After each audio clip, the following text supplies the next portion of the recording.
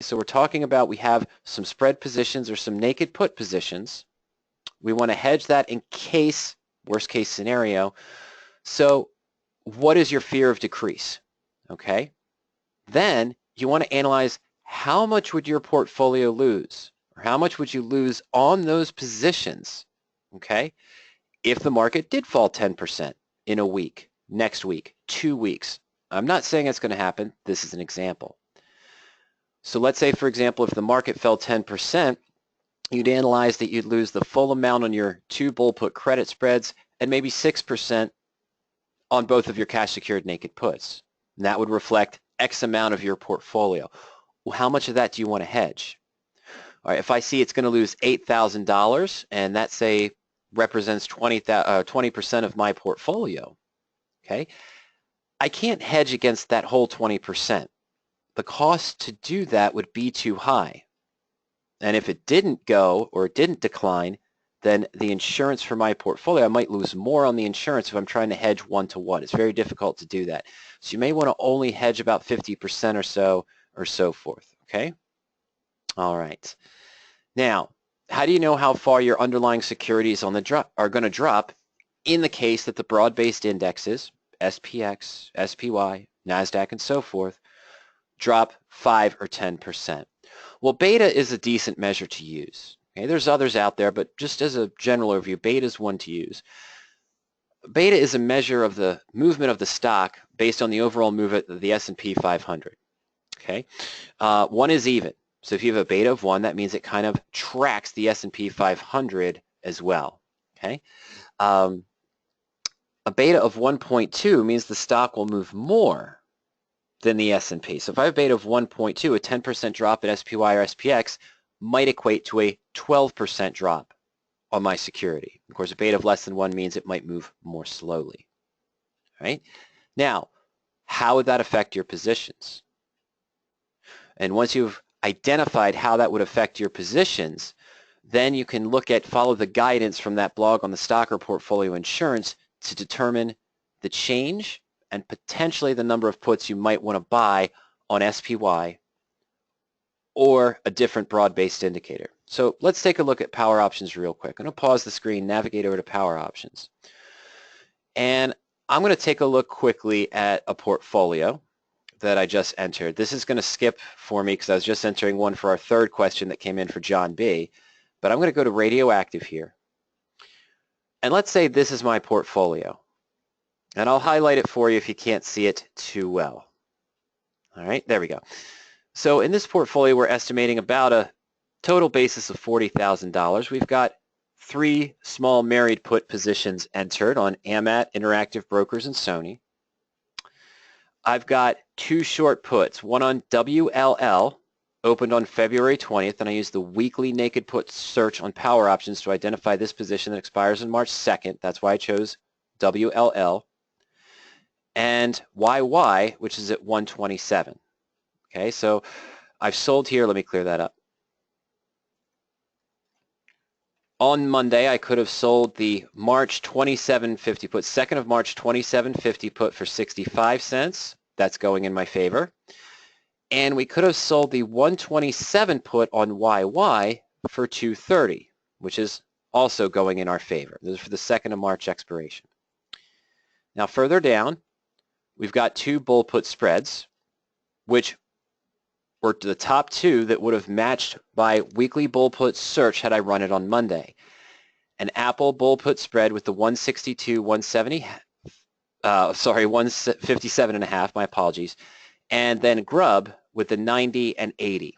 And both of those are kind of nearing a profit range as well. These are for 2-week trades.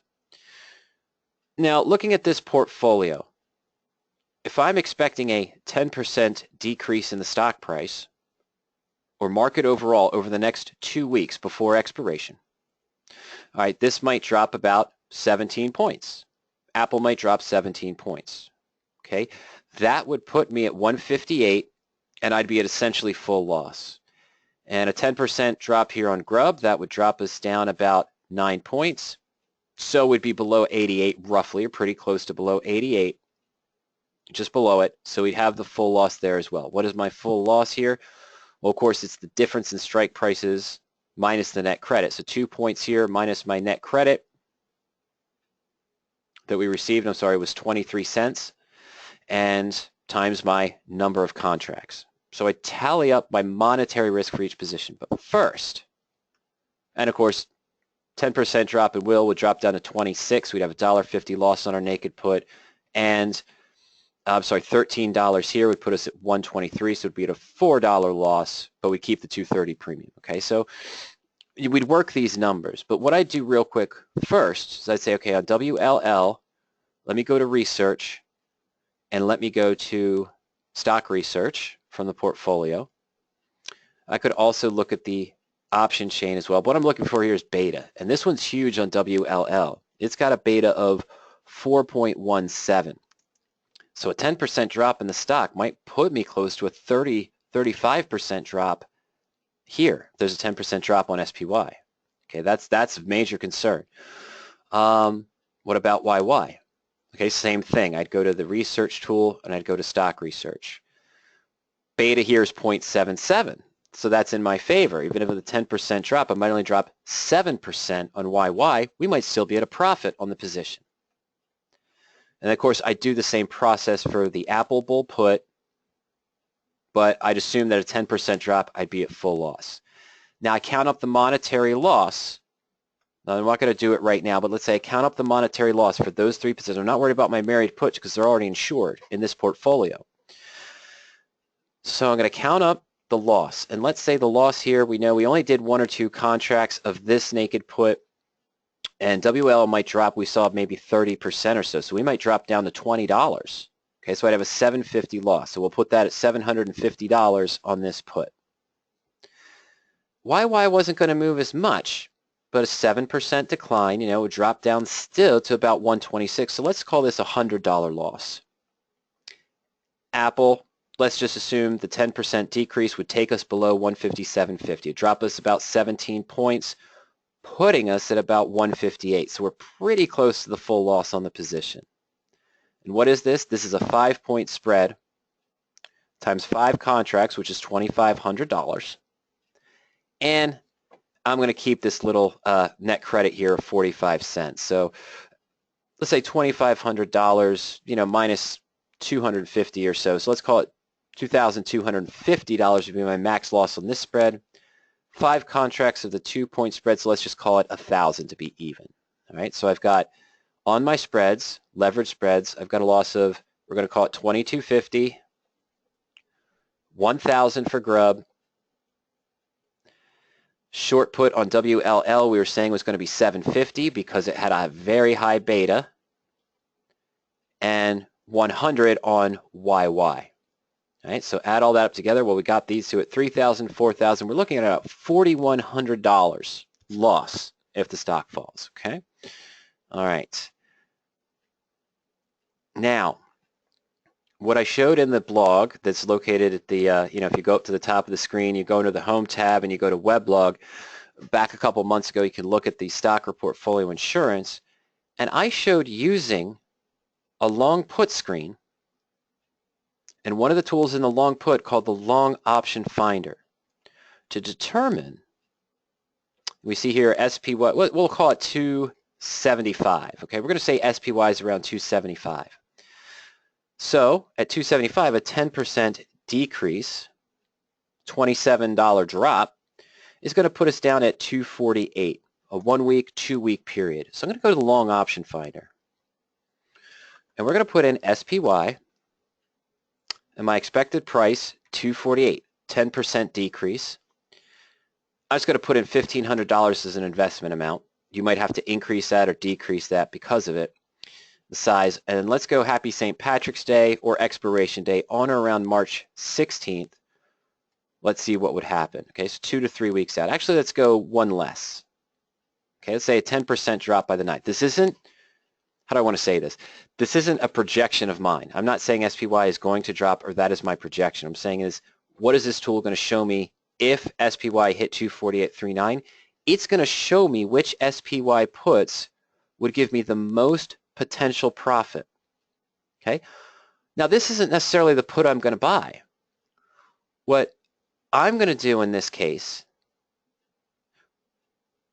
when the results come up for the long put, there we go. What I'm going to do in this case, it shows me the 12th of March. It's one of those weird Wednesday ones.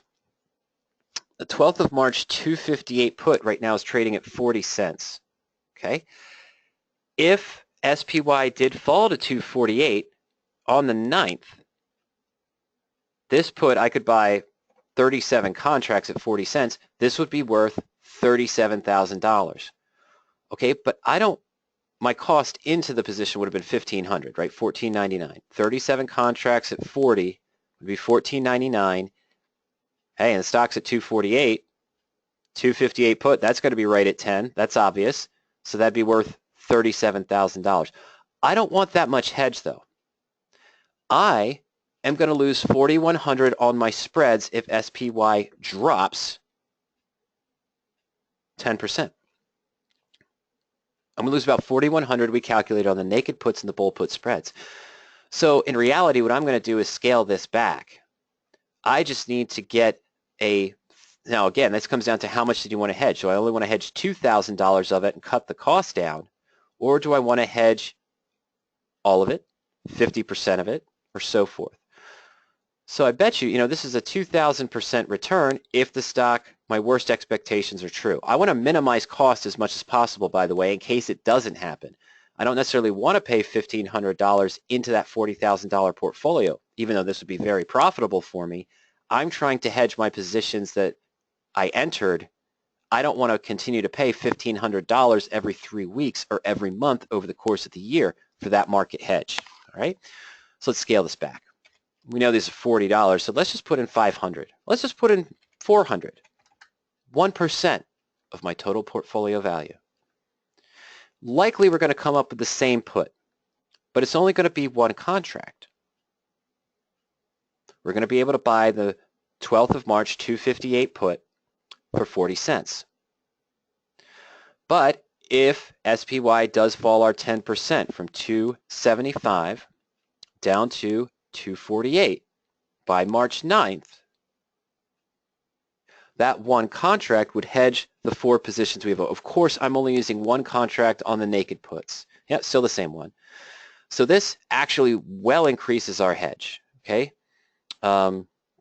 I'm sorry, yeah, I did that wrong. I could have put in $40 and just bought one contract, and that would get 900, so somewhere in between. But you see here, putting in 400, 1% of that $40,000 portfolio. If the market fell 10%, I could buy 10 contracts of the 258 put, and the estimated value makes sense, would be about $9,000. Okay? Now, that's because they'd be worth, we'd have 9 contracts there at 9,000, the 365 we paid for it, $9,000 back, so we'd have an $8,600 gain, more than counting the 4,100. That's what happened with the VIX calls that I had in the last webinar, because they exceeded the protection, they exceeded the hedge. Okay. Again, now what if you only expect it to fall 5%? Well, that's okay. We just change your number. Instead of dropping down to 248 or 27 points, we just put in 13 or 14 point drop from 275 where it is now. So it just drops down to 260, let's call it. Maybe a little bit less, so 262 or something. Then we just run this, put in a value, maybe 1%, 2% of your total portfolio for the market hedge. That gives you an idea of what kind of puts you might need to buy on SPY. Now, a great point is probably mentioned. Okay, it wasn't mentioned yet. Let me go back to the portfolio real quick. Okay, sorry here. It's going to run for us at 5% down. Let me just get that. There we go. See, now it's got to be the 268 put, which is more expensive. And I'd only buy 3 contracts at $339. They're priced at $112 for the 268. But they'd be worth $8 if it fell to 260. So my estimated position would be 2,300. I've hedged more than half the $4,100 I would lose. Still only investment of 400, but with only a 5% decrease instead of assuming the 10. All right, now I just showed it as an example of how I do it on SPY. You could use VIX calls, but remember that usually is a different type of increase. That's a whole different market ball game than an SPY. Now, sure, if in the next 2 weeks SPY drops 10%, we're bound to see some increased volatility. Sam had mentioned that, I hope everyone's back to normal from where they were after the decline and so forth. But also he says there was another question that came in. I skimmed over real quick in addition to the other ones that are there about VIX is down. Now, is it better to do a diagonal or a debit spread? And I think a debit spread, probably a better answer, but we'll take a look at that soon. We've got about 2 more questions to cover via email and 6 questions that have already come in. Don't worry, we'll get through them all. All right, so that's a brief review of how I use it. But what do we see here right away? These two will sort of track the SPY and SPX if there's a 10% downturn, because then NASDAQ would follow it too. But these are NASDAQ, right? I may want to consider buying puts on QQQ as opposed to that. Or I may still just use a broad-based one, go out to standard March, I believe it would be March 14th expiration on VIX calls, okay, and buy slightly out of the money VIX calls. Now the prices have come down a little bit, but again, the premium I'm putting in is not going to be more than 2%, 1 to 2% of my total portfolio value. Because think about it this way. If you buy a hedge month by month, VIX calls or SPY, and you pay 2% per month of your portfolio to hedge an unexpected decline, well, what's going to happen? If the market keeps going up and there's not a VIX fluctuation or there's not a market correction, over the course of the year, you'd have paid out 24%. So how much did you make last year, and how much would 24% hurt your portfolio or turn a winning portfolio to a losing portfolio? That's why you have to be careful sometimes in this situation. So I'm going to go to March 14th. The VIX expires on a Wednesday. Premiums aren't bad. It's at 1648, so I'm probably going to the 20. Yeah, I'm probably going to the 20. Oh, but I have still wide bid-ask spreads though, Sam. The prices have come down, but still pretty wide bid-ask spreads. So yeah, I'm probably going to the 21, maybe the 22, because if there's a new sudden correction, we saw it go close to 40 a few weeks ago, 10 days ago. Okay, so that's something to consider. All right, so that's my thoughts on how to do it. Now remember, you can go to the blog here, blog.powerop.com. I'll send that to everyone in the chat window. Whoop. Let's do that again, shall we, with actually hitting the right button instead of copy. There we go. Now let's paste this into the chat window. There you go, folks. All right, so blog.powerop.com. Some recent ones here, but Part 2 Stock or Portfolio Insurance walks through the math that we were talking about there of how to analyze it. All right, now one of the next two questions is rather quick. It came in via email. I'm going to do that one first. We have a third question that's going to be a little bit more advanced, and then we'll get to your questions as well. All right, so from Mark K. He wants to know, how would you do a radioactive trade if instead of buying an expensive stock like NVIDIA or Amazon or Google, you buy a leap call, maybe a year out with a delta of 80, so deep in the money call? How would you pick the protective put to buy, and how would you calculate the maximum risk? The answer is, Mark, you don't. That's not the right structure if you're trying to mimic a radioactive trade. You're doing something completely different, which is going to put you in a position that's delta opposed. Not delta neutral, delta opposed. Let me explain. Let's go to power options real quick. And I'm going to hazard a guess, for lack of a better term, that if I was going to open, we'll take Amazon. I'll take Amazon, okay? That's fine. We're going to go to the custom spread tool. And if I was opening Amazon today, if I had the money to trade it, which I do not, not necessarily saying same as Mark, but I don't have it, I could buy 100 shares right now. Wow. How often are we going to see that? Not the fact that Amazon's at 1,500, but it closed today right at 1,500 with nothing else. Kind of funny, kind of strange. So let's buy 100 shares at 1,500. For me to do a married put, I'm probably in the September to October range for my insurance policy. I'm probably going 15, might go as high as 1550 for $156. I'm going to try the 1530 though. I'm going to see if this puts me in the risk level I want of 5 to 6%. So I'll buy one. All right? Good. 210 days out insurance, 7% risk, investing $164,000, but I'm guaranteed to get back $153,000 because of the put strike price. So I'm only risking $11,722, which, by the way, represents about a third to a fourth of my total portfolio. So naturally, I'm not entering this trade. Now, this is a married put structure. Without the numbers involved, this is what I want. Minimum 150 days out in time, risk between 3.5% to maybe 8% or so is a max. I'm right in where I want to be. I could probably go to the 1,540 and have a risk around 6%. The 1,550 probably would have put me at 5%. But this is the structure that you want.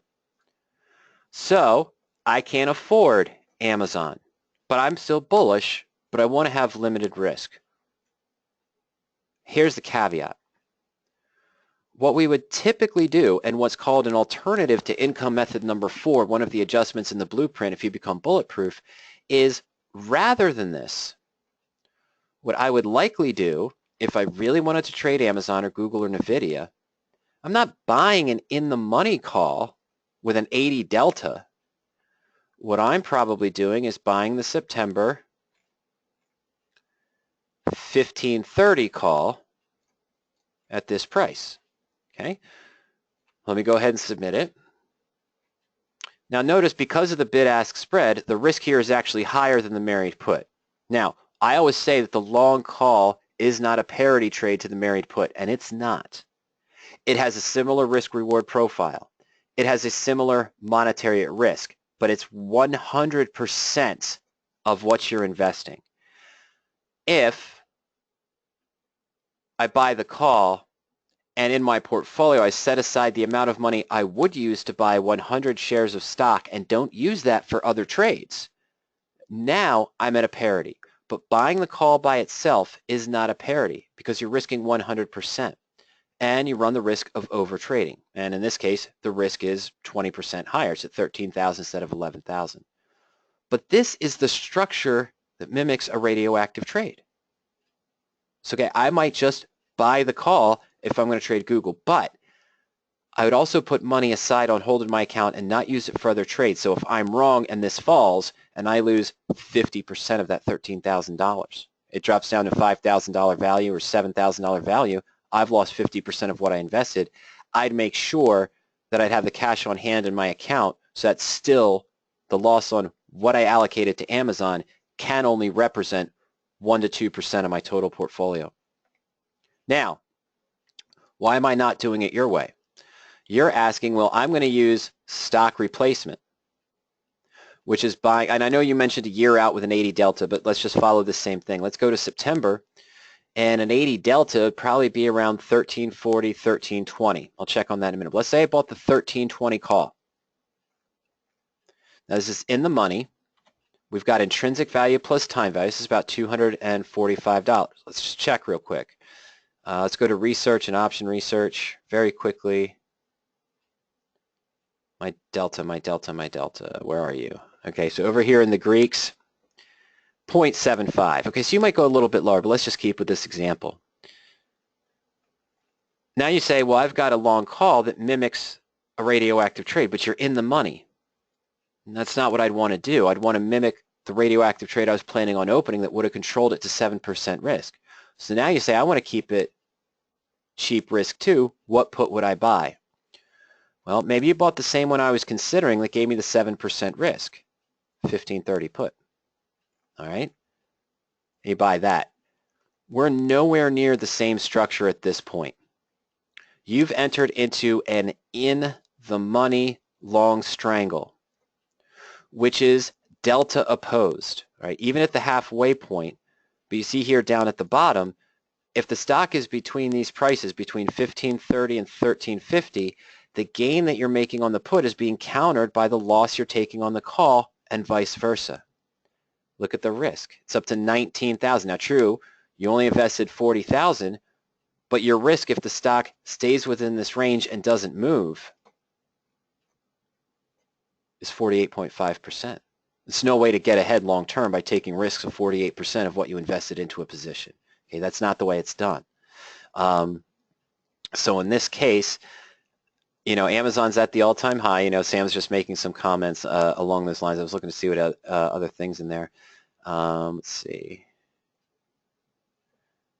Okay, sorry about that. I was just looking at some of the other comments later on for other questions. Okay, so that's why you don't, if you're trying to mimic a radioactive trade, you don't buy the in-the-money call. And you don't buy the in-the-money call and then buy the put because it's a completely different trade. You need 8%, 10% more movement in the stock in the upward direction to start realizing a profit on the in-the-money long strangle, as opposed to just the married put or an in the out-of-the-money comparative long call to what you would structure with the married put. But the cost you put in, $26,000 for a long call, $14,000 for the long call, $11,000 for the long call, should not be more than 2% of your total portfolio value. And you should leave cash aside to make sure that what you technically have into this position, the max loss you could take, 100% of whatever you invest, it does that. Okay? Only 2% of your portfolio value at the most. Otherwise, this is where people get killed. I don't think I have any questions today on this that have come in yet, but we're going to look. But I get a lot of questions here. It says, yeah, I entered into a, oh, I'm sorry, that's the put. A customer who will call in and say, yeah, I did a married put, but instead of the married put, I did the call because I know they're the same thing, even though you say they're not. I opened 5 contracts. Did I just do the put again? I'm sorry. Long story short, they'll say, I did 5 contracts of the call instead of the 200 or 100 that you did on the married put, the 100 shares and 2 puts, or 100 shares and 1 put, 200 shares and 2 puts. But I bought 5 calls here, and it did the opposite of what I wanted. So now it's only worth,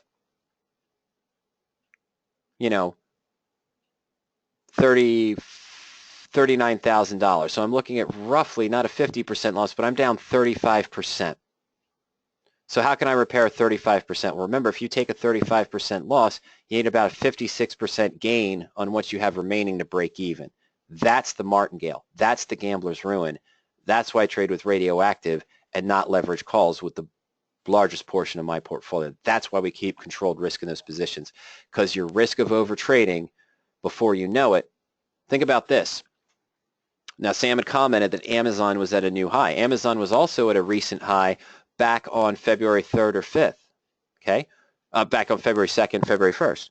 What if you had bought calls for September on Amazon, and then a week later you're calling me because everything fell 12, 15%, or 10, 12%, which would equate to a 30 to 40% loss on a leveraged long call position, even one that's far out in time. Okay, so that's kind of the gamble, and that's the risk of using the long calls. But buying an in-the-money call and then trying to buy the put on top of it to ensure the call is not anywhere near the same thing as married put. It's an in-the-money long strangle, and it can come back to hurt you long term. Right? That's why I don't buy the in-the-money call to do that. What I will do is mimic a covered call in this case, and then maybe buy a near-term put. Right? So I do a calendar spread, buy the September in-the-money call for Amazon. If I had the money, it's very expensive. It'd be about 50% of my portfolio, and then sell an at or out of the money call against it 1 week or 2 weeks out, and maybe buy a near-term put 1 or 2 weeks out for that first or second right cycle of the diagonal spread. So in case I am wrong or the unexpected happens, I didn't risk the full $25,000, $26,000 to buy 1 contract of the in-the-money call. Okay. Because remember, 10% decline in the stock is probably going to be a 30 to 40% loss on your long call position. All right. Now, last question coming in. Not last question, I said that wrong. Last question that came in via emails from John B. Does have a couple of positions he needs to repair on Sprint, 6,000 shares at $7.97, and also short puts at $175. 3,000 of AMD at $14.42. Okay. All right, so what I did, of course, is I entered this into the portfolio so we could look at it quickly. And John, your question you asked a half an hour ago is next, and Arvind right after that, and then we'll go through all the other ones. They're coming up, but sometimes we have to answer these questions that come in via email first, as well as the ones that come in live. Now let's go to my portfolio. We saw this at the beginning. We go over to John B. John D is here too. His question's coming up. This is John B that was sent via email there. So let's get to this one. Okay, I'm scrolling through some of the ideas here. Oh, there we go. Let's see, Shelley. Okay. Okay, and this also answers Sheldon's question that came in just about 5 minutes ago. Okay. All right. Now, here are the positions. I entered them as 3 different positions. John is long 6,000 shares of Sprint at 797, currently trading at 530. He's got a loss of 33.5% unrealized. He has also sold the January 7 strike put, and this is out to 2020, which is a problem. And he got 175 for it, and it's currently at 211 because the stock has fallen to 530. It's not too far away from intrinsic value. Okay, so, and then of course the 3,000 shares of AMD, which are down 16%. First question, let's take the put, not treating it with the bigger Sprint position. How would I repair the naked put? All right, well, I may use the portfolio tool to go to, I'm sorry, let me go back there. The first thing I check as I enter it in the portfolio is I go to position actions and then position analysis from my portfolio view. Sorry, there we go. All right, so here's the 3 positions, AMD, Sprint, and the naked puts on Sprint. So let me go to profit and loss chart. That's just giving you a gauge. He was hoping for a 33% return in 2020 by selling the 7 strike puts for 175, but here we are now. The stock's well below that. Run the risk of potentially early assignment, but I doubt it. Now what I'd check is position actions and then position analysis.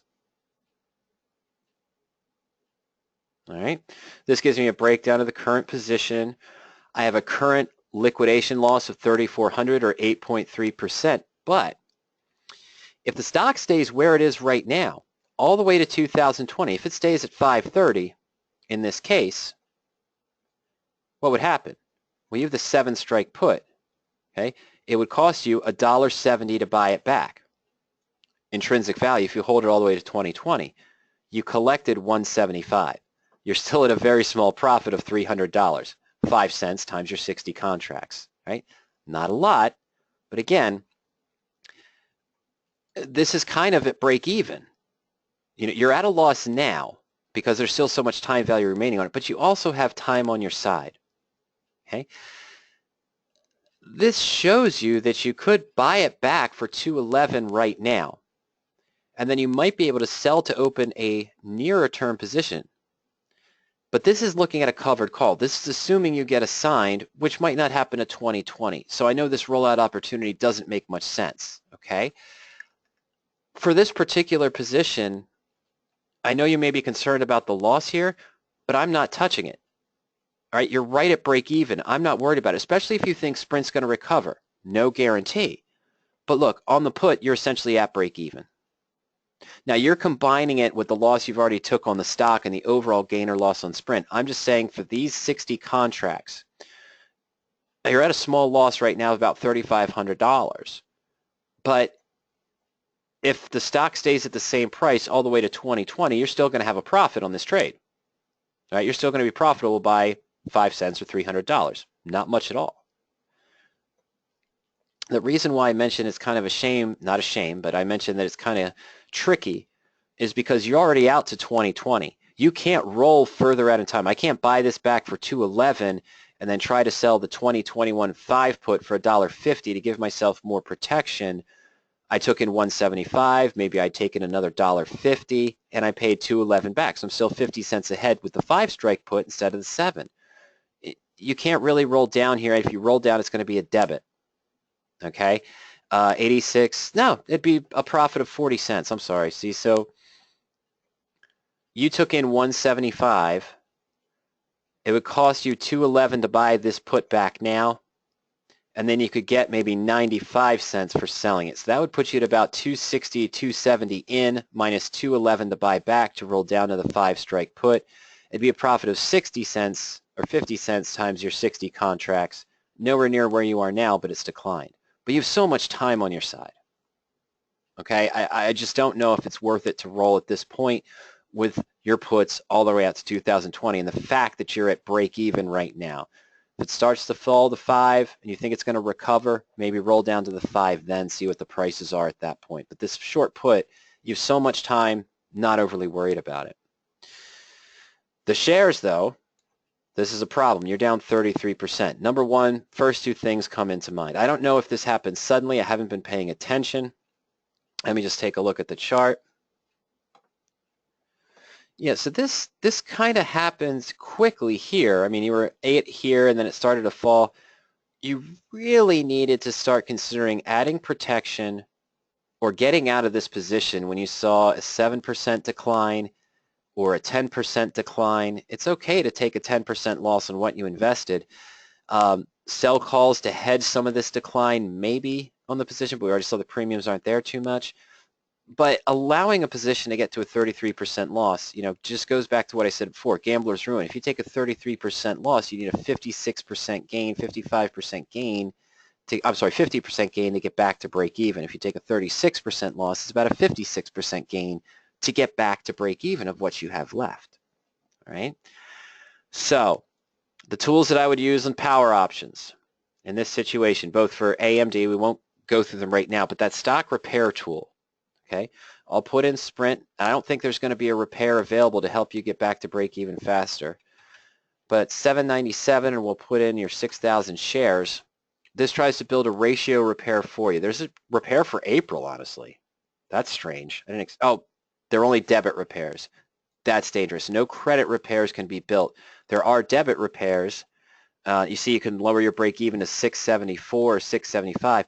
The problem is if the stock doesn't reach that, this is a debit repair. So if you lose all of that debit, if the stock does go below 5 by April or by August or by May out here, you'd have an additional loss as well. Okay? All right, Sam says when you have a big position, there was no married puts. You needed to buy 60 puts at 8. Yeah, I mean, that's how I would have approached it. The only way I trade long stock is with the insurance in place. We don't have that right now. So here's what I'm going to tell John. For your two stock positions, and AMD is only a 16% decline, so you might actually be able to use the stock repair for AMD. I think you said your cost was $14.42, and your 3,000 shares. Yeah, so there's some repairs for July where you could lower your break even to $12.90. One for October where your break even is lowered to $12.67. These are credit repairs, which is more what I'd like to see. And the stock's at $12.07, so these are getting closer. Instead of $14.42, this helps you there. Now these are big positions. 6,000 shares, 7,000 shares, small investments, but they're big positions. Okay? Decent, large amount of capital, 36,000, 31,000. I don't know your account size, John, but another way might be you might be able to average down your cost on Sprint by buying more shares now, then evaluating the repair also, okay? All right. Sam's comment, I don't necessarily want to say this, but the other thought is, hey, Sam said, maybe you should consider selling those stocks now and then move into something that's actually going up in price. Take the loss, but then look to make it back in other stocks. But John, this one here I'm not too worried about because there's so much time left remaining on it. You're down 20%, I know. Down $2,000 or $3,000, I know that. But you've got time on your side. And right now it's still at break even, the short puts. You're in the money, but you're at break even. Even if you were to put the stock right now and forced to buy 6,000 shares of Sprint at 7, well, you could turn around and sell it at market at 530 because you're keeping that 175 premium. You're still at a profit of 5 cents times 60 contracts, 6,000 shares, right? Okay, so going back to what Sheldon asked in the middle of this, he says, what are the rules for managing a naked put when the stock moves against you? Well, what I typically tend to do is once the stock starts to drop below my short put strike price, I'm going to look to exit, maybe take the loss and move on. Or if the loss is not too big, move on. I may look to roll down the put at that time or roll down and out. I may try to convert it to a bear put debit or a bull put credit, depending on what's available. But most likely I'd change it because the stock's now moving against me, so I convert it to a bear put debit. But usually I make a move when the stock's within 1% of my short put strike price, or the stock has fallen 5 or 6% from when I got into the position. Okay, that's what I look to do. Now, real quick on that, we're not going to go into all the numbers. Let's go back to the free webinars. For John, here on the main webinars page, under option strategies, options concepts here. First one, manage your broken position. This is what you need for AMD. This webinar shows you the alternative methods for managing a stock position that's fallen in price, covered call position that's moved against you, managing a sold put that is in the money now or the stock has been put to you, and also some conversations on the bullish spreads. This reviews exactly what I would do on a stock that's down in price, trying to look at the stock repair tool, maybe averaging down, then using the stock repair tool, and other considerations for protection if you're afraid the stock's going to continue down in price, or converting to a bearish spread if you think the stock's going to continue down in price. And Sheldon, this will be one for you to watch as well, because it'll go through the same, I'm sorry, the one you want to check out, Sheldon, is in the option strategies tab. My apologies. We want to go ahead and take a look at managing your naked put positions. This talks about my trigger points from February 4th, 2015. The trigger points I would use to close or look to adjust a naked put, what adjustments I would use, how maybe to convert a losing trade into a winning trade, and more. Okay. And of course, in that conversation, thank you, Sam, as I mentioned briefly, but in that conversation on manage your broken position, if I see the only stock repairs that are available are out to January or 8 to 10 months out for the stock repair, maybe I will try selling calls against it in the short term, but being very careful. The problem with Sprint, though, is that you don't have a lot of strike prices you can choose from to get good premium on your position. And if it recovers quickly, you may get assigned at a loss on the position, which is what we don't want either. All right, so that's in relation to that. And John, I'm going to handle your second part of your question towards the end of the presentation. I'm going to jump into the ladies and gentlemen that asked their questions when they came in. We'll get back to your question talking about our debit spreads on Visa using an 85 delta call or higher. Does that make sense to do a in-the-money debit spread and continue to roll the position? Well, if it continues up, sure, just like it's a good idea to use an out-of-the-money bull put spread. I think your question that you asked might be a little bit reversed in the sense of what I look for in a debit spread. When I'm doing a bull call debit spread, I don't pay attention to the delta of the long or how deep in the money the long option is. The short option is my pivot. That's where I get into trouble if the stock's trading below it. So my focus is on the short option, not the long. But we'll take a look at your Visa trade in a little bit. I wanted to take what we just did now and get to JD. JD says, Walmart tanked on earnings. What would make it a candidate for a married put? I did do a cash secured put since I thought it would recover. Okay. Well, I don't like to cherry pick on the bottom. We had this conversation briefly last week. And, Walmart's at 92.89 now, fallen from 97, 96.80. Oh, no, I'm sorry. I was thinking over here after it fell. That's when it was at 97. But it fell from 105 to 100, and it's declining. This should have stored my way I look at the charts. It didn't. Give me 1 second, JD.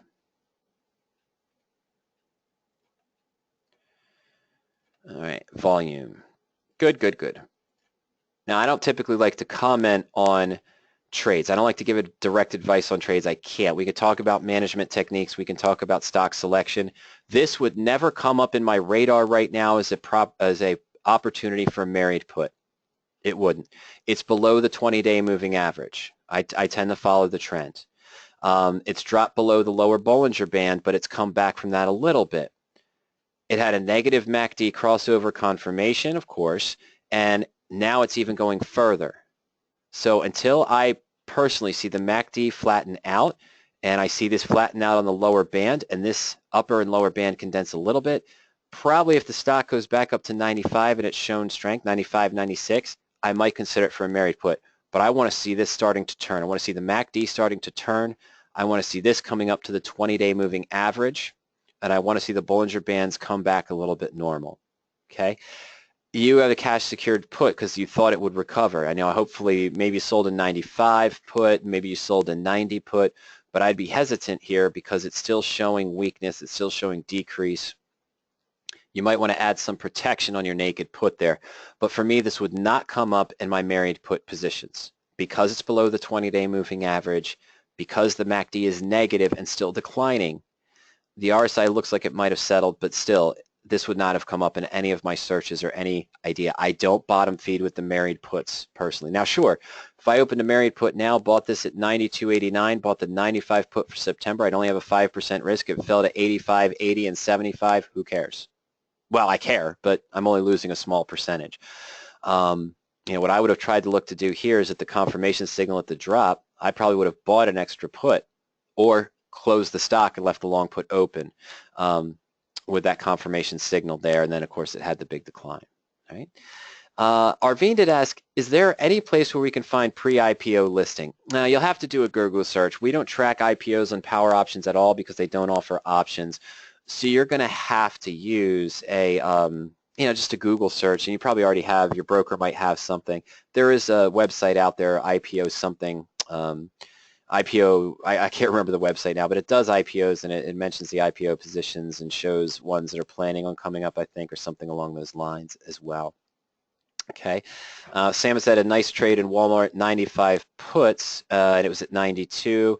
You bought the 95 puts, got out when it got to 92, and used the stop above the second candle to manage that trade. Okay, so he traded Walmart on the dip there as well. All right, so Sheldon, there we go. Let's just talk about that. The general rule for selling a naked put when it goes against you. Maybe I didn't answer your question right, Sheldon.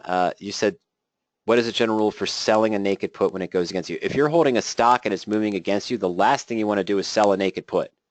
Now you're just tempting to lose on twice the amount of shares. It's not a good idea to try to manage a falling stock by selling a put on top of your long shares. You're trying to double dip bullish. If it continues bearish, you're going to lose twice as much as you're already losing on the stock. That's the risk. I don't do that approach. Okay, you might sell a call if it's continuing down, do a bear call spread on top of the stock, which doesn't add to the risk because you own the stock. But what I thought you were referring to is when you sell a naked put and it moves against you, what are the ideas that's there?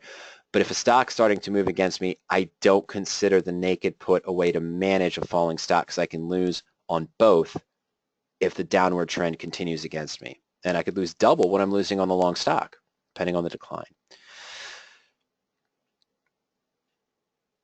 Oh, okay. This is something here. John said in the email that I sent out today, he mentioned that there are other webinars during the week. If so, how can we join them?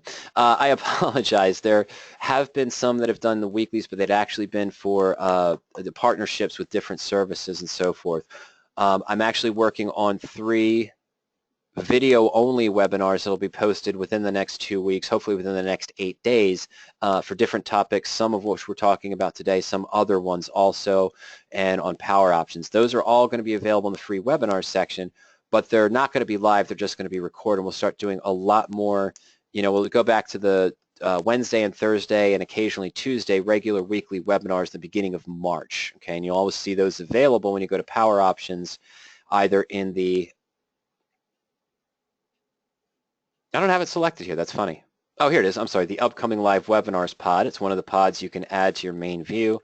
Also up here, next live webinar. It always shows you when you log on the page as well. Okay.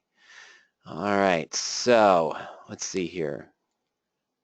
Mark J. All right. It says this is a very basic fundamental question on implied volatility. Okay, Mark. Here's a comment for you before I even read your question. My experience is there is no basic fundamental question when we start talking about implied volatility. Anyway, the IV listed on the option chain on power options. What is the time period of that listing? I believe it's the 50-day mark. I'm pretty sure it's the 50-day volatility is what's used to calculate the implied volatility if you run it backwards, okay? You say if I care about a 1 week, 2 week, 1 month, or 1 year IV, how do I calculate that period's IV for myself? Well, you need the equation. Okay, the equation that we use in the background is based off of the equation for implied volatility, determining implied volatility, is based off of what Macmillan wrote in the Options Bible for Strategic Investments, which I believe was printed 15, 20 years ago. Sorry, my edition right in front of me here. Larry G. Macmillan, Options as Strategic Investment. I have the 3rd edition. of it. I borrowed from Ernie. Actually, I kind of stole it from him. Don't tell him. I think he's got a more updated one. And this was from 93. Okay, so he's got some of the equations that he talks about for implied volatility and other things in there. That's essentially what ours is based on. Now here's a little trick. I'm going to go to APA, and I'm going to go to the chain. Okay, now first, you want it to narrow down the different volatilities. Anytime you're researching a stock, you can go to the stock research tool, and you see the 20-day volatility, 50-day volatilities even. This is a terrible one to choose because they're too even. Let's go to Grub instead. I apologize. Better. With recent market fluctuations, the 20-day volatility is at 0.94 for the stock. 50 days at 0.64, 100 is 0.5. As you'd expect, it smooths as we go further out in time. This is the interesting one. This is one you might want to consider, the SIV. The SIV is the Stock's Implied Volatility Index. It measures the average implied volatility of the in-the-money and out-of-the-money calls and puts for the nearest term expiration. So it's an average of all options implied volatility in the near-term cycle. Okay, 60 days out in time to 50 days out in time, depending. Okay, up to 4 or 5 different cycles available. Now, we're showing you the different ones. You can see here the different volatilities for 20, 50, and 100. Your question was, well, how can I calculate the implied volatility for different cycles for 20, 50, and 40? Well, let's do this, GRUB, and let's go to next week's at-the-money option. We're talking about March 2nd. We're talking about the 97. Let me go to research and go to the call research or put. We're going to the option research. Okay. Now, since I have the 20-day stock volatility, the 50-day stock volatility, and more, you can actually see the implied volatility is more based on the 50. Okay. It really is more based on the 50. We don't show the calculation. Now, remember, the SIV for this stock, which is including all the near-term ones we just saw, was 3917. Does that sound right? 0.3917. Oh, 0.3713. Okay. So this one's a little bit more smooth. The actual IV is a little bit more smooth, and it's lower. The IV-SIV ratio is lower, and the IV-HV is lower as well. So this is telling us that some of the other near-term options might have a higher IV compared to our at-the-money 0.3487. That makes sense, because when you go in the money or out of the money, you might see an increase in IV. So short answer is there isn't a way to do that. You'd have to get the equation, and as I mentioned, we don't give out the equation, but we essentially got the equation from Larry McBill. We use some other components in that as well. What you're seeing is most likely, what you're seeing in implied volatility, I'm pretty sure, is based on the 50-day stock volatility is what you're seeing for the IV of the option as well. And then, of course, you can see the total implied volatility range since the option was released on the market, and this is the whole history. This option wasn't released until February 15th, this weekly option from March 2nd. So this is actually released on the 15th. This shows you the change in implied volatility over time, and you can see that numerically and where it is on its IV range right now as well. Okay, and that was the 97 March 2nd call on GRUB. All right. Let's see where we are on our questions. That was from Mark J. Okay, so let me go through here. Oh, there we go. Related to IV.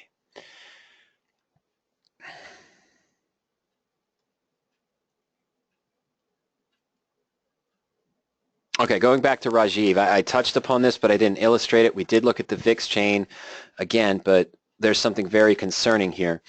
You said that and Rajiv, this goes back to what we discussed last week with what Sam comments mentioned. He says, VIX dropped a lot this week and premium also shrank. Is a debit call or diagonal calendar better strategy in this scenario, expecting that the VIX would move back up, where certain stocks see a sudden price movement? See, that's the problem. The VIX is not like other stocks. And silly. Always with a $sign when entering the VIX. Sorry about that, Rajiv. So remember when I looked out to March, and you can see here, this isn't bad. This is pretty bad. This is bad. What I'm saying is the bid-ask spreads are still really wide. So the initial bid looks low and looks normal, but the ask is triple of what I'd expected in normal conditions. So I go to March 14th, which is the Wednesday expiration before March 16th, the standard expiration for March, 90 to 260, 55 to 2. Now, if I get midpoint, a bull call debit spread here might be a decent trade. But again, I can see right here that the 14 and 15, the midpoint is almost the same. It's off by $1. Okay, so it's going to be 40 or 50 cents more. You might not get as much debit as you want. You also might not get filled at the midpoint that you're looking for. You might get a terrible price on the buy and a terrible price on the bid and have a debit 3 times what you wanted at midpoint in this position. If I did a diagonal, I might go out to May or June. I'll try June. Now, these aren't bad for buying a call, okay? And you've given yourself some time, 117 days, and can try to sell near term against it. I'd have to say that maybe going with a diagonal spread here, the calendar spread might be better because the bid ask for the longer ones out aren't as wide. It gives you more time for a market correction or VIX fluctuation to occur.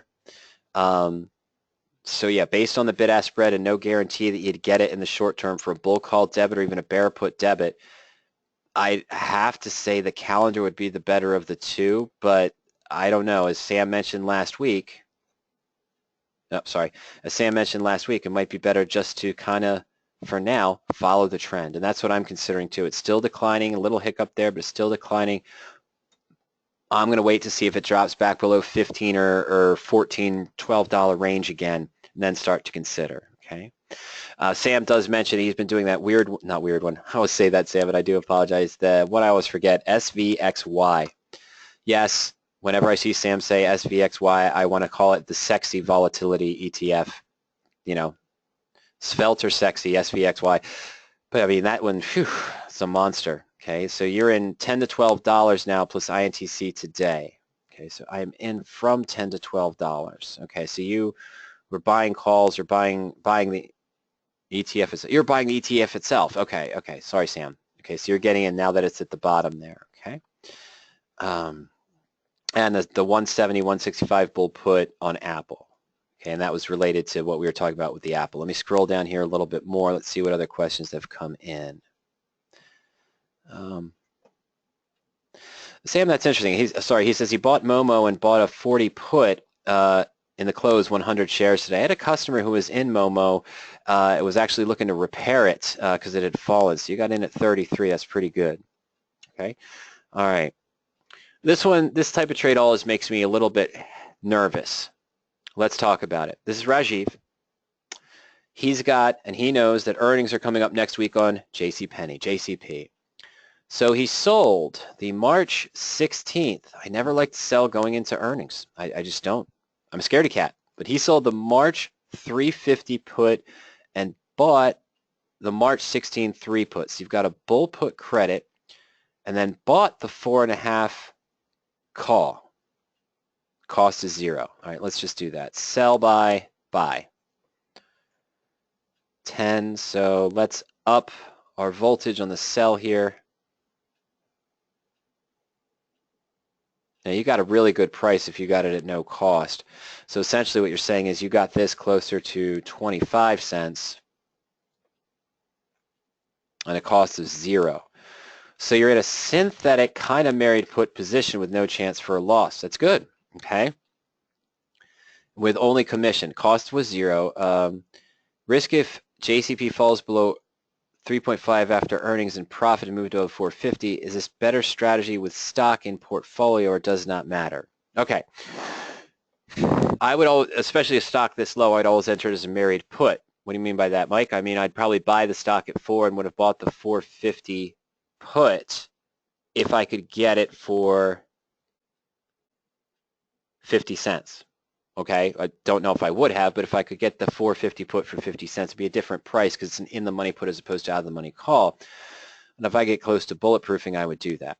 Okay, so you've got a no-risk synthetic married put essentially. It's a bull put credit combined with a long call. Okay, the trick here is that the trick here is that if the stock goes to sort of 325, you still get put the stock at 350. This put is close to expiring worthless. You know, you wouldn't sell it at 3 if the market was offering 325, and then this would expire worthless as well. All right, so now you've bought stock at 350 and you're going to sell it at 325, and that would be a $25 loss. Okay, because this was done at nothing, but you'd still take this loss because everything else would be close to zero value. If the stock's at 325, 315, somewhere in that range, you're going to end up buying shares of stock at 350. Okay, so yeah, you know, the payment here, you've got a good premium. That's what changes everything. You've got that really good premium for the position to counter the two costs, but you still have this monetary requirement. That's what we're missing. You have this monetary requirement in the bull put credit spreads. Even though you had no cost to enter the trade because you received a credit for 19 cents for the bull put and paid 19 for that, you still have a 50-cent strike difference and a 50-cent margin. So if the stock's trading at 301, you're still going to lose 50 cents, okay, per contract on the position. That's the risk, is in that little range, which doesn't show up here, kind of shows up here in the portfolio a little bit, but that is the max risk, is $50. It's just hard to see because the numbers are so small. Let's correct that briefly, very, very briefly. Oh, why not? 100, 100, 100. All right, so now it's a little bit more obvious, okay, that when you hit that range there and that small strike difference between 350 and 5 with 100 contracts, you could lose $5,000 on the trade.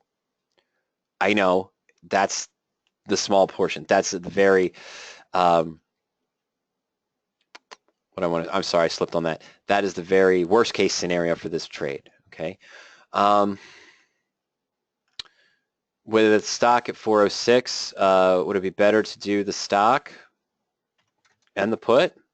Well, maybe not, because I might lose more. You generated a credit up front, but you still carry the 50-cent risk.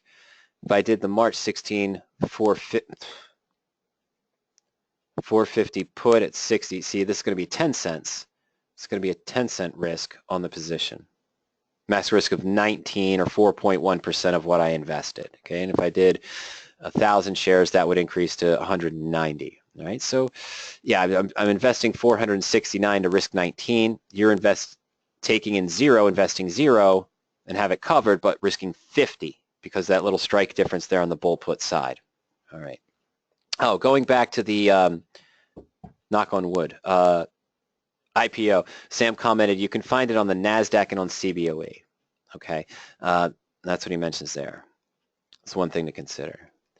And going back to the discussion here about the position size, you know, so if you did 100 contracts or if you did 1,000 contracts because it was no cost, you're still taking that bull put risk.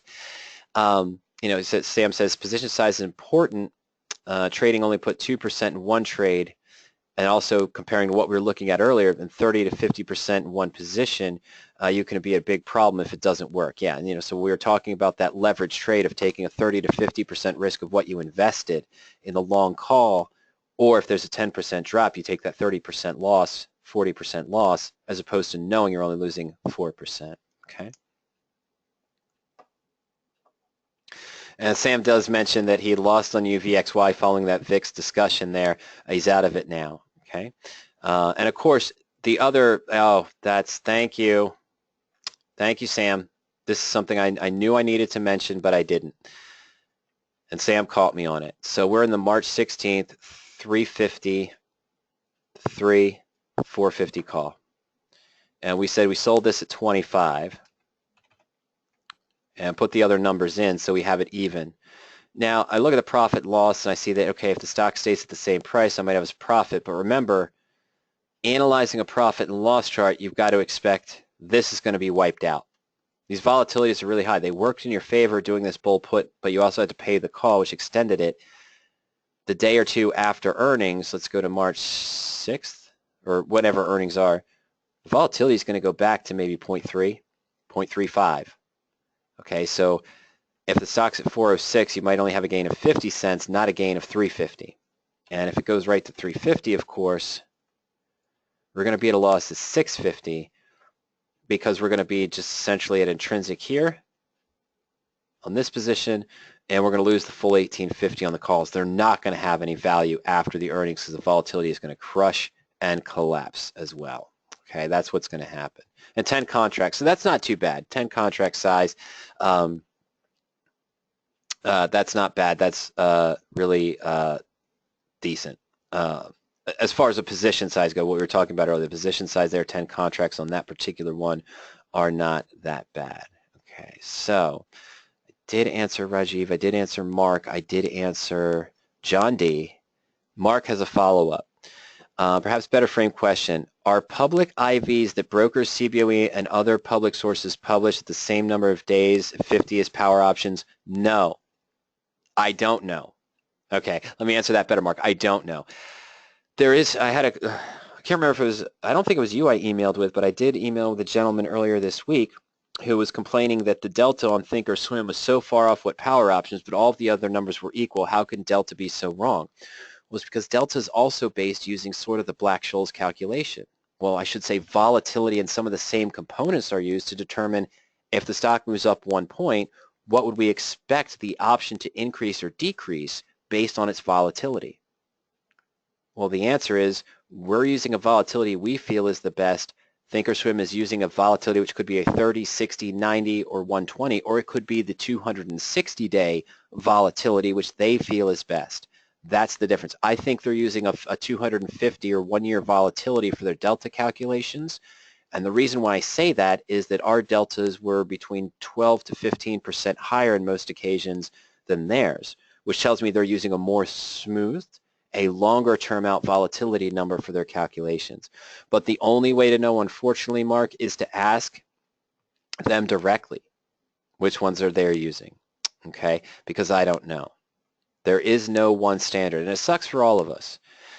You know, we don't necessarily, I don't want to show the 20, 30, 50, 60, 90, 120, 100, 250, 260, 360, which is essentially the 260, volatility on a page for every option, because that's great for the numbers to see and see how they compare, but at the end of the day, you're staring at it going, well, which one do I care about? The answer to me is which one I care about is which one am I doing. If I'm selling 14-day out bull put spreads, I'm focusing on the 20-day volatility and, you know, trying to equate that maybe a little bit into the implied volatility, but I'm really looking at the SIV of the options, that implied volatility index of the near-term options when I'm doing 20-day. When I'm doing married puts, I'm looking at the actual IV of the option as well. But I know that that's a 50-day one, so I know it's a standard range that I'm pretty much using. Okay.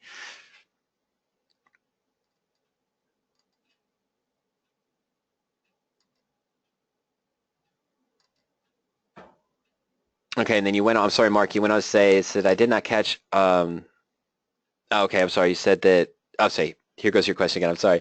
I have the impression that I need to use the square root of the days that I care about compared to the published number. Nah, I mean, I don't know if it's that simple, but I can maybe look into it. You said, are the IVs the one standard deviation amount for whatever the term is linked to the published number? No, whenever I say the term, one standard deviation, what I'm talking about is the probability.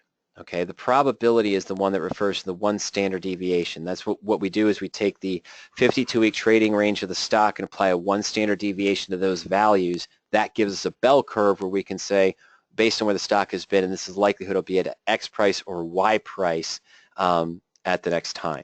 Okay. At the expiration date, you know, what's the probability to be at X or Y at the expiration date. So when I refer to standard deviation, I'm usually referring to the probability equation as well.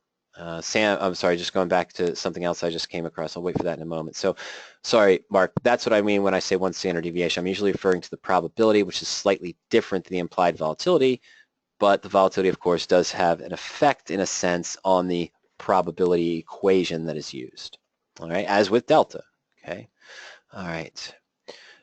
On the comment earlier, I just missed it, Sam. I was trying to go through years, but I missed this one. When we were talking about the VIX calls and the SPY puts, also SVXY, Sam says VXX puts can be leveraged by selling the higher puts in the money if the market rallies against the puts. So VXX is another one we might consider.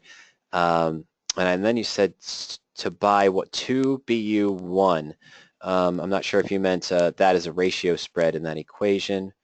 Oh, said the Netflix bull put that you got. Oh, and you said you're currently in INTC You'd mentioned the Momo trade, of course. You're more interested in Apple as opposed to Amazon. That goes back to the conversation we were having with the high price of Amazon and doing a married put as opposed to a different approach as well. So that's what Sam's just commenting on what he's into right now, what he feels is bullish. So he's mainly sort of trading in and out of Apple at times and also doing other strategies as well. INTC he mentioned. And Riot, I think, had some fun this week. It wasn't consistent, but I think it bounced around and, of course, had that one big drop. I don't know how it finished in the last 2 days. I hadn't been watching it. Yeah, so there it is. It petered out, but it had that drop again. Yeah, no more in Riot. When I go to Power Options in the morning, this isn't my actual account, of course. This is the webinar account.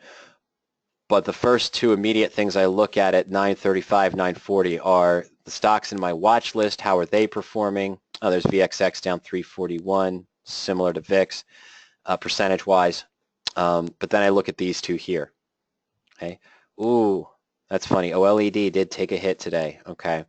KBR, and there's UVXY, one that dropped. And then Vicker is the top stock gainer today with FNGN and TTD. Well, I saw Riot there, of course, I think it was Tuesday or Wednesday. So I was thinking, okay, I know Sam's out of it because he mentioned that to me last week. But, yeah, the puts would have been too expensive, I think, to buy 2 or 3 days before that fall anyway because everyone was still anticipating one thing or the other on that. All right. Let me go back real quick here. Sorry, let me pause here now that we have some time. Just to finish up with John B. He says, anyway, on stocks that are an uptrend, we're doing in-the-money debit spreads and rolling them over at or near the expiration would be a good income strategy in terms of risk reward. Okay. Stocks in an uptrend, I would look for, as I mentioned. We talked about the married put, and I said I wouldn't do the one on Walmart now because the MACD isn't what I want. It's below its 20-day moving average. I don't like the Bollinger Band range. I'd look for a stock with the opposite trends, okay, for a bullish strategy. Bull put credit, bull call debit, married put, standard collar, covered call, naked put, or diagonal call spread, okay? So yes, I want an uptrend, and a debit spread would be a good idea. Is it necessarily a good idea to roll them?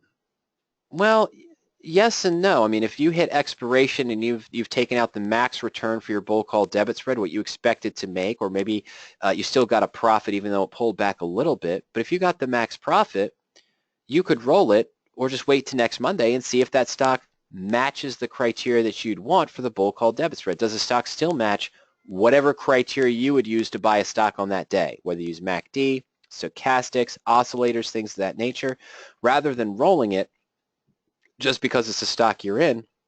That's why we use the Power Options search tool, so I can have my criteria set of what I would look for, and Monday following Friday expiration, Visa might appear and I might open that new trade. Okay. I typically don't leave debit and credit spreads over the weekend unless I'm doing a 2-week trade, which I do fairly often. You know, if I open a position for February 20th, it wasn't going to be for the you know, this week's expiration, my apologies, the 23rd, it's going to be for the March 2nd. Okay, it's going to be 14 days out, credit or debit. But now, this is where I was commenting earlier. You said that you look for a delta of 0.85 on the long.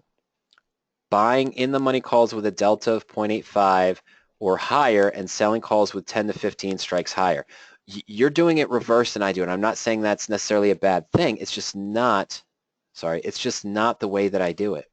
Okay, so stocks in an uptrend, yes, that's a good idea to do a bullish debit, credit, or bullish strategy. That's what I want to look for. Follow the trend in a sense until the trend is no longer your friend.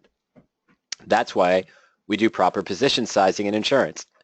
Okay, but you say buying the in-the-money calls with a delta of 0.85 or higher and selling calls with 10 to 15 strikes higher. Most investors I talk to don't focus on the delta of the long. They focus on the delta of the short, okay, because the short is your pivot. All right, so let's go to the custom spread tool one last time here for Visa. All right, and we're going to build the spread, and you said even going out to June, and I'm going to have to look at that for a moment, but let's take a look at your debit spread. You mentioned a delta of 0.85. Off the top of my head, I don't know which strike it is, but I think you said the 100. Did you give me a strike? Delta of 85 or higher, 10 to 15. Oh, for example, the June 105 and the June 115. Okay, June 105, June 115. Okay, buy, sell. All right. So it's a reasonable return, 18.3%, but that is for 90 days, 112 days. Okay. So in general, with a leveraged spread trade, I'm looking to make a little bit more. Okay. This might be for a 30-day or 45-day trade and selling it week by week or 2 weeks out at a time. Okay. Now, I'm going to go to the research tool for my short option, the 115 Visa, a delta of 0.74. Okay, that's good. That's close. What I really want here, in my opinion, is I'm focusing on the short option again, which is my pivot. This is the one that I'm going to use as my trigger to make adjustments, just like if this was a naked put, okay, or a covered call. Well, more of a naked put. See, if the stock falls to with 1 or 1.5% of that short call strike price, the spread is starting to get threatened. I'm going to need to consider rolling this or making an adjustment. So just like a bull put credit spread, I'd want a probability above, a theoretical probability above of probably 75% or maybe 80% or higher, okay? That the stock has an 80% probability here. This one's close. It's about 73 or 74, but I'm not worried about this one. I don't worry about the delta of the long. I don't worry about the cost of the long. I worry about the short. Does it have the 75% probability I want? Is it at least 2 to maybe 3% out of the money? That's my protection. Yes, I take the full loss when the stock drops below the long call at 105, but I start losing and I start having to fulfill, start losing when the stock is falling below this. I could then roll it and create a new spread that might still be a profitable with an extra 5-point cushion. But I'm focusing on this. This is my pivot. The short's my pivot. I want that to have the 75% probability or higher, or what some would use, only a delta of 0.30 or less. Okay. You said a delta of 85, so your long would be a delta of 15, but they're maybe even looking at a delta of 0.25 on the short. Okay, because that's the pivot. That's the one that's concerned. If it goes below here, well, sure, this one might have had a delta of 0.85, but your focus is here. Because once it goes through that, that's when you start entering into the loss territory. Not the full loss. That's only hit down below 105, but I don't want to wait for it to go below 105 on my delta of 0.85. I'm doing action here, and I want that to be at least 75%. But the return has to also match my trading goals, and the debit has to match what I'm willing to pay based on my allocation. That's what I'm focusing on, the short option, the debit, and the return. In most cases, I am only doing debit spreads or credit spreads that are shorter term, especially in this fashion. I don't know Visa. Yeah, here's another, it's not confirmed, but the next expected earnings on April 19th. I will never hold a vertical spread through earnings. Even if it's a June series, and I say, okay, well, it would have to drop to 105 for me to start losing money on the position. It's earnings, okay? We saw what happened with Walmart. It dropped from 105 down to 92. 95. It dropped 10 points. This drops 10 points. I'm below my short call strike price and in the loss area. I'm not at full loss, but I'm losing. Why take the chance of holding a vertical directional spread through earnings? I don't think it's worth it. Now, some investors will do this differently, okay? In my approach, what I mentioned to you about looking at the 75% probability above the short call in a bull call debit, or a parity trade would be a bull put credit. Same strikes, but I want a 75% probability above. The return needs to match my goals for the position, and net debit needs to match what I'm willing to pay. But in this case, I'm only going 2 or 3 weeks out. So if I was opening a bull put today, I'm probably going 120 to 118 off the top of my head. I don't even think that's right, but let's see here. The 120 to 118 bull put. Shorter term, less time to go against me. I'm only getting 30 cents of net credit, but it's a 17% return on investment for 14 days. And again, my trigger's the 120. And do we have what we want here as far as probability? It's okay, it's not quite there. I might have to go to the 119, 117, and I'd only be getting maybe a 15 or 14% return. The probability is only 74.6%. Like I said, I want to be close to that 75-80% range. Shorter term, less time for the stock to move against me. Now, investors who sometimes do debit spreads far out in time, they go for a 1-to-1 ratio.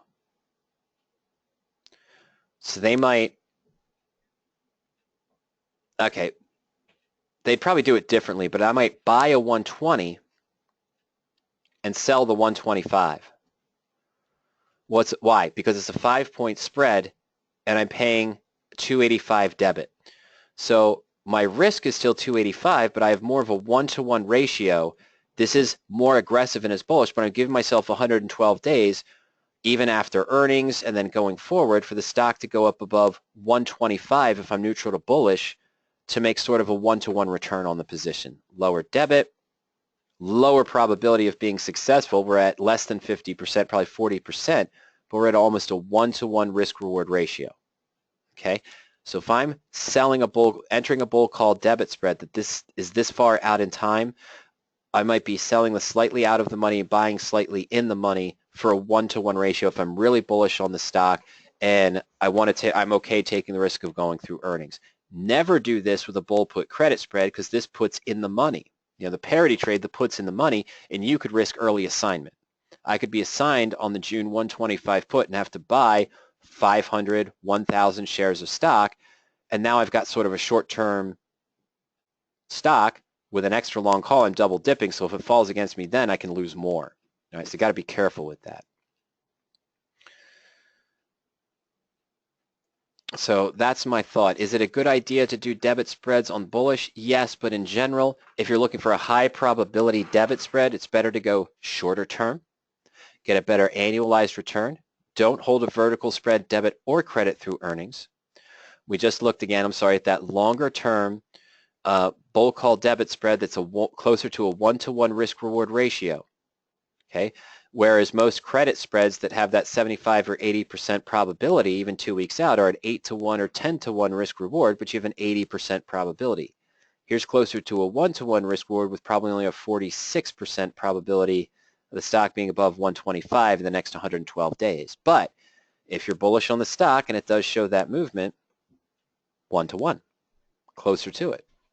But again, this shouldn't represent, this debit, the number of contracts you should probably not represent more than 2 or 3% of your total portfolio value. Okay, because you could lose all of it. You could lose 100% of that, especially going through earnings if Visa fell. And rolling it, planning on doing it and just rolling Visa for the next 6 to 7 to 8 to 10 months, or doing a June option and then a June bull call, as you mentioned, but then trying to roll up the June call, the 115 call that you sold, to the 120 if the stock moves up, and then trying to manage the position. I'm not a fan of that structure.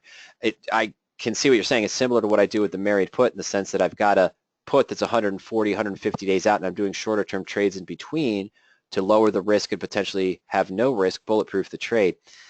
But doing that with a debit spread, I feel, adds complication. I had a customer 5 or 6 months ago, still with power options.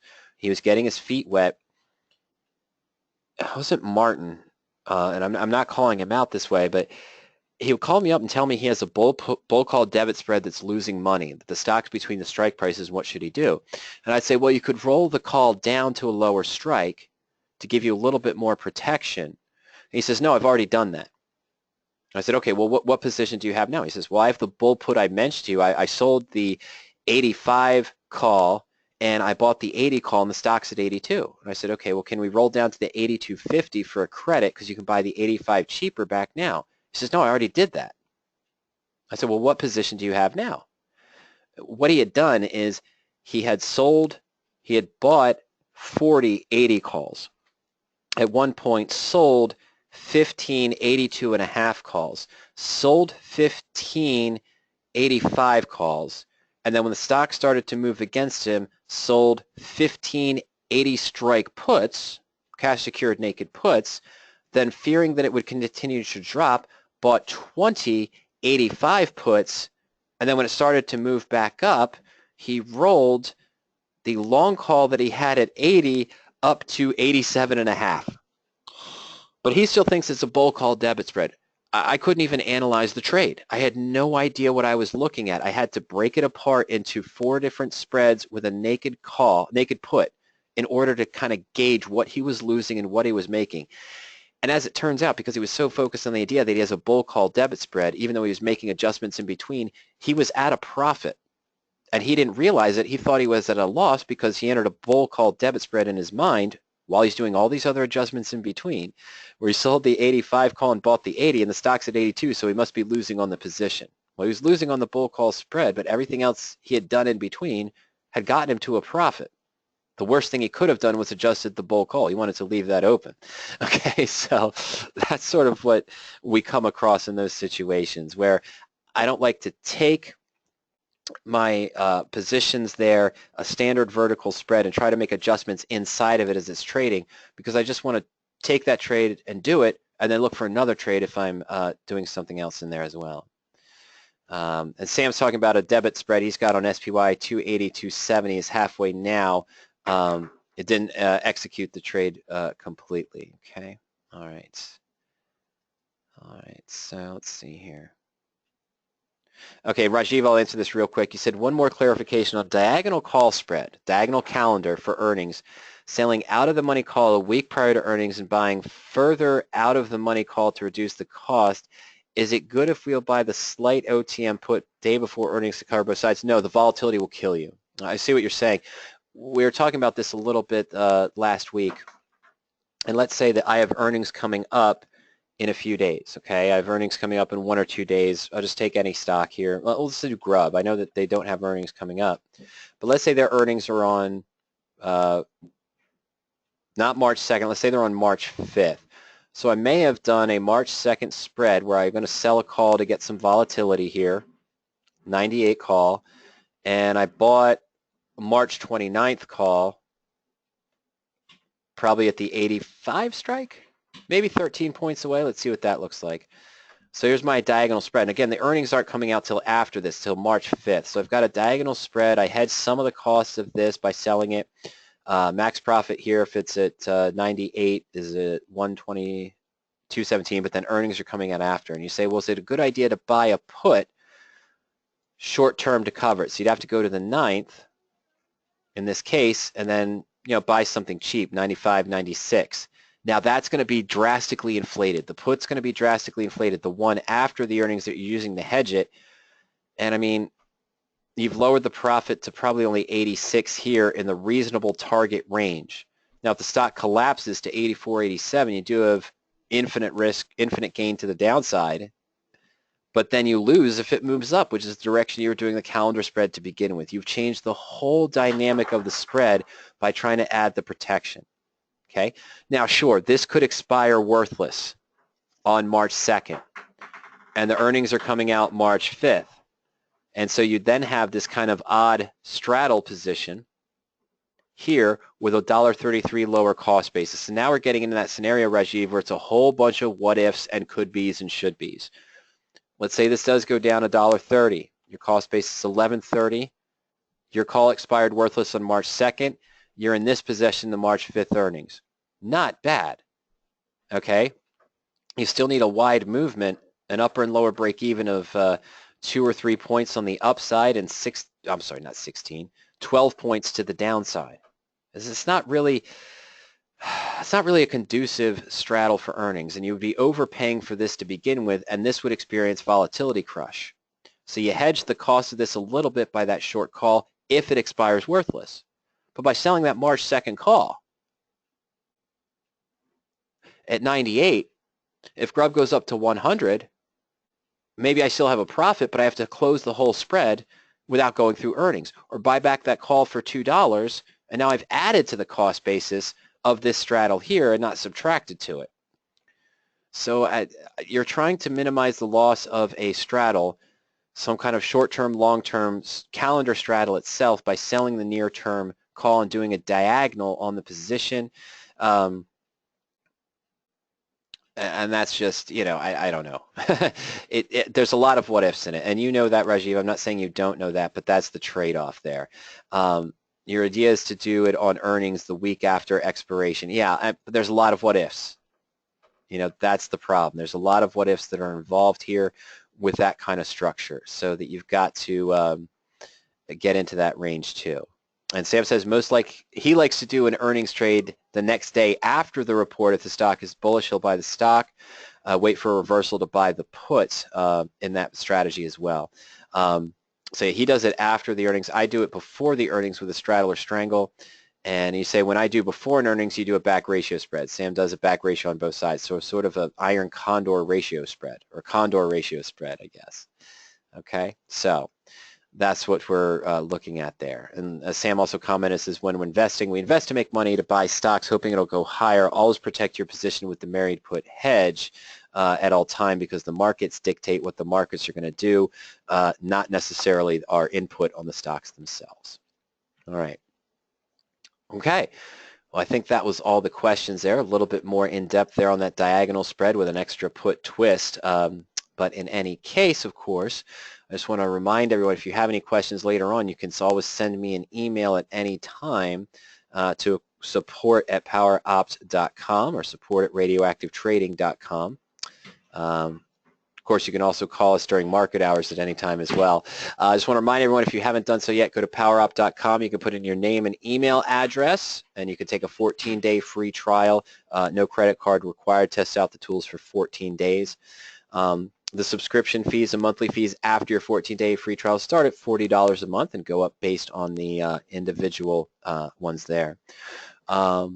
The free information we talked about earlier, blog.poweropt.com. You can take a look through that stock or portfolio insurance presentation, and you could go to the webinars page, poweropt.com/webinars.asp, to go through our instructional archives on these different strategies, management techniques, and more. You can also check out our YouTube channel. Most of our webinars are published there.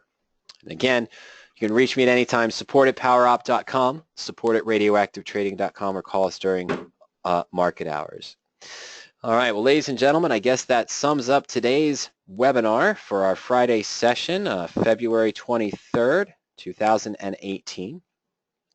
Sam says he's been he's been watching and enjoying the Olympics every night there, so we hope everyone else has done the same. I was up to 2:30 the other night, of course, for the shootout, gold medal game, women's Canada, USA. Everyone else went to bed, but I stayed up because I was going to watch the end of it regardless.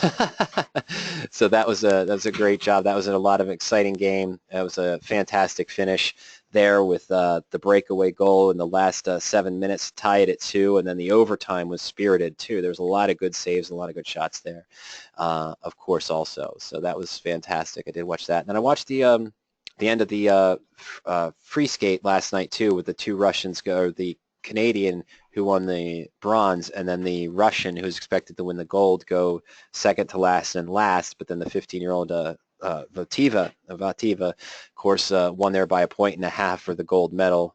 So that was kind of interesting too, and fantastic. All right, enough of that. Ladies and gentlemen, take care. Have a fantastic week.